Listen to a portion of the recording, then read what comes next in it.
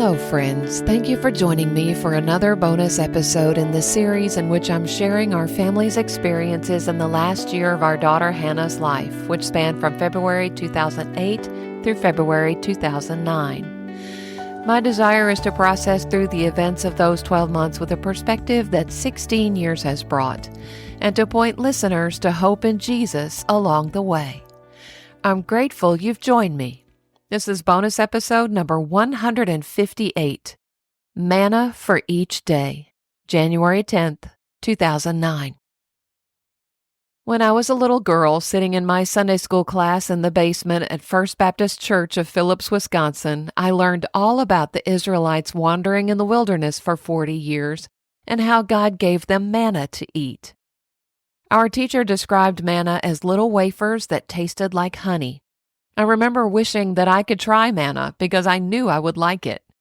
Anything that tasted like honey had to be good. I remember thinking the Israelites were really lucky because they got to eat that stuff every day.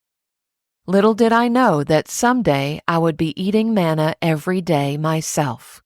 Let me explain. When Hannah's brain tumor was found, my mind was flooded with what-ifs. What if it's cancer? What if she's never the same after surgery? What if she dies during her surgery? Then, once she had survived the surgery with basically no after effects, and we found out that it was indeed cancer, a whole new set of what-ifs took over. What if she loses her hair? What if the chemo makes her really sick? What if her brain is damaged from the radiation? What if she doesn't survive this?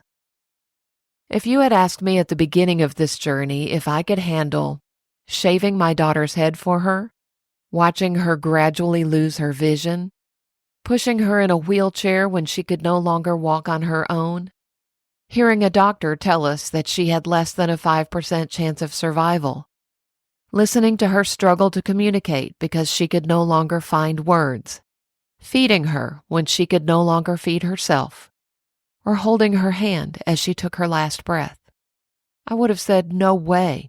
There is no way I could ever do any of those things. I am not strong enough to do any of that. And I would have been right. There is no way I could ever have done any of these things on my own. But God gave me manna in the form of His strength every day. Do you remember how God told Moses to instruct the Israelites regarding the manna? They were only to gather enough for each day. Did you catch that? Only enough for each day. Some of them tried to save themselves a little work and gathered some extra for the next day. Do you remember what happened to that manna? According to the ESV, it bred worms and stank. Exodus 16:20.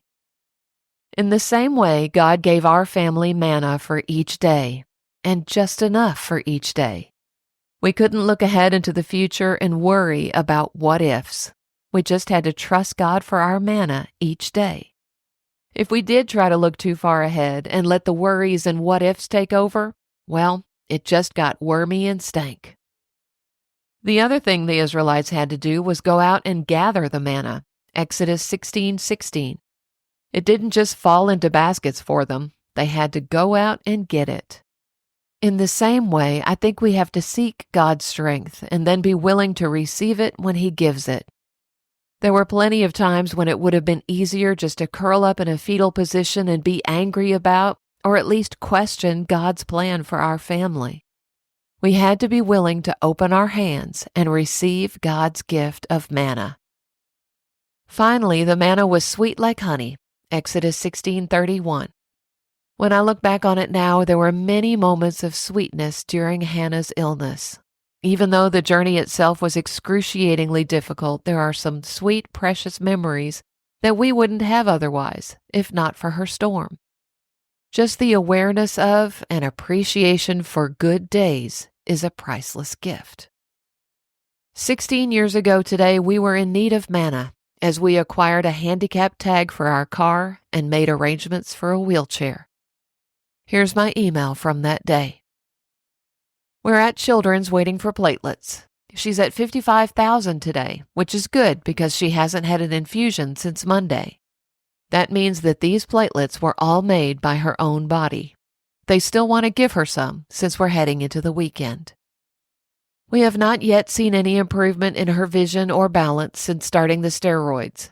If anything, her balance may be worse. We had to walk into the hospital today arm in arm to make sure she didn't fall. We talked to our specialty nurse today about getting a wheelchair, and she said she will have one delivered to our house, probably over the weekend. We've also gotten a handicap tag to hang from the mirror in the car. Hannah is somewhat frustrated by her limitations, but she's still in good spirits. I really think it's harder on us than her. She's still sleeping quite a bit, but her appetite has improved with the steroids. A wonderful friend shared a passage from 2 Kings chapter 19 this week, and I wanted to share it with you. As the story goes, Assyria was bullying King Hezekiah. The Assyrians were boasting of the power of their armies and how all the other kingdoms had fallen to them. No other gods had been able to stop the mighty Assyrians. But the prophet Isaiah sent these words of God to Hezekiah just as a reminder that he was in charge and not those who lived in the world. Do not be afraid of the words which you have heard. 2 Kings 19:6. By God's grace, we are choosing not to fear the future. God is good all the time. Jill and Brad.